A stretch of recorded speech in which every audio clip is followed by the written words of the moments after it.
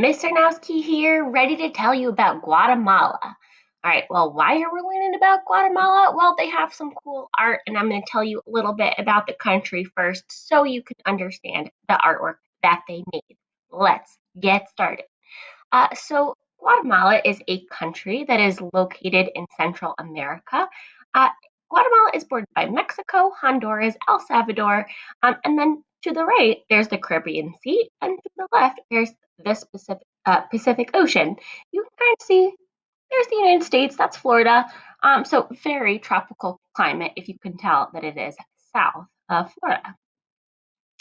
Now, geography, right? We just got into this. What is it like if you go to Guatemala? I just said that it was tropical, but Guatemala is really famous for many type of like little ecosystems, right? So Guatemala has many active volcanoes, which can kind of make it a little bit of a scary place to live. Many inactive ones that they don't even know, well, if they'll turn active soon, right? So what that means is a little bit scary living near an active volcano, but the land is very rich. What happens when a volcano has exploded in the past is that all the minerals that are inside the earth repopulate the soil, and so they get these beautifully growing trees and flowers, very, very dense and thick with nature.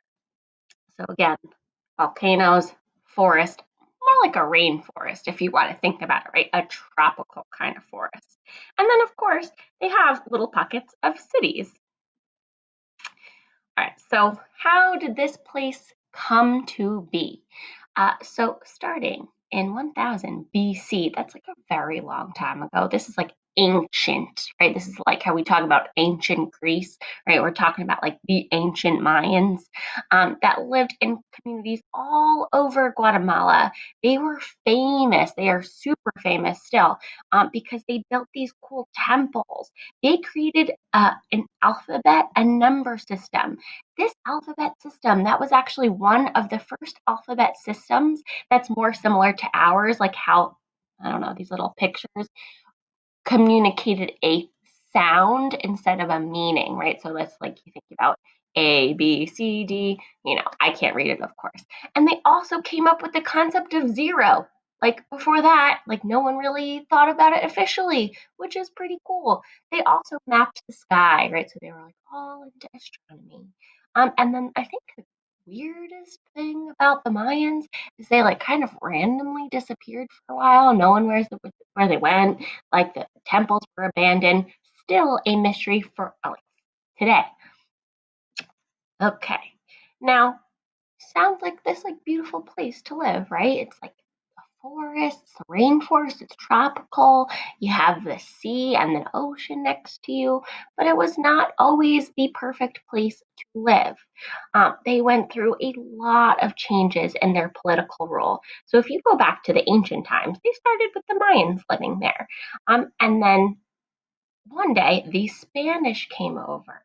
Now, I want you to think about what situation is that similar to when you have a native people and then someone from Europe or a country from Europe comes over, right, and either invades or takes over rule. If you're thinking about the Native Americans, you would probably be correct, along with some other places that you might not think about. So imagine how people would feel when they are invaded by a different country. Probably not that happy. Um, Finally, there was actually some democracy. So the people of Guatemala fought really hard for a democracy like we have here in the United States. There was peaceful protest, but then unfortunately, there was also war because someone who was supposed to be just a regular president became a dictator. You don't know what a dictator is. A dictator is like someone who is like a president, but then they don't always make the best choices and they choose to stay in power, right? So they're like all powerful. And then again, Guatemala's people, they had a revolution, meaning they had protests. And then finally today, they are back to having a democracy where people have tried so hard to establish good political practices. So, like, you might That's a long journey, long, long journey, but I want you to really understand like what the people in Guatemala have gone through for years and years and years, and finally they have a democracy that they fought so hard for. Now, this is a very ancient tradition of Guatemala. This is actually what we are making today, or we're going to start making today. These are traditional Guatemalan worry dolls. They're made with usually wooden sticks, strings, scraps of cloth.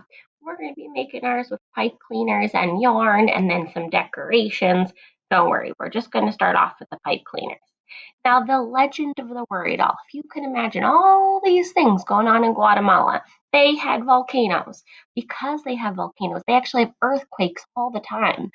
They've had political unrest, right? Meaning it's a little bit stressful to live there sometimes. And all these little children, they need someone to tell their worries to.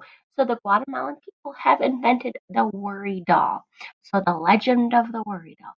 Guatemalan children tell one worry to a worry doll when they go to bed at night. Then they put the doll under their pillow in the morning, and the dolls have taken away their worries. Now, I know that you might not sleep with the doll under your pillow, but I have some really cool ideas for our worry dolls for this project. Right, we're going to create our own kind of personality of a worry doll. So it could really be anything you want. We're all going to start the same way with just the body, but then you can decorate it. Well, these are some of the ones from last year. I think this was, I don't remember what this was, but it was very cool. Here was just more of a traditional worry doll wrapped in yarn. We have the little clothes. Let's see. Some people made their worry dolls like in a scene. This worry doll is dabbing, right? Because maybe worry dolls bring some humor to alleviate your worries. This worry doll is Superman. This worry doll is a football player, right? So if you imagine what type of worry doll would I want that would take away my worries, you can kind of think of many possibilities. Maybe you have a video game worry doll. You say, I love video games. My doll would be from a video game. Right? Maybe your doll would be a basketball player. This one, beautiful, more traditional worry doll, right? With the buttons and the fabrics and the skirt, a little feather for decoration. Right. So I hope you enjoyed this presentation, learning about worry dolls. First, we are just going to start with the basic body of a worry doll, which is your pipe cleaner. Next time, we'll learn how to dress it. I hope you learned a lot about Guatemala. See you next time.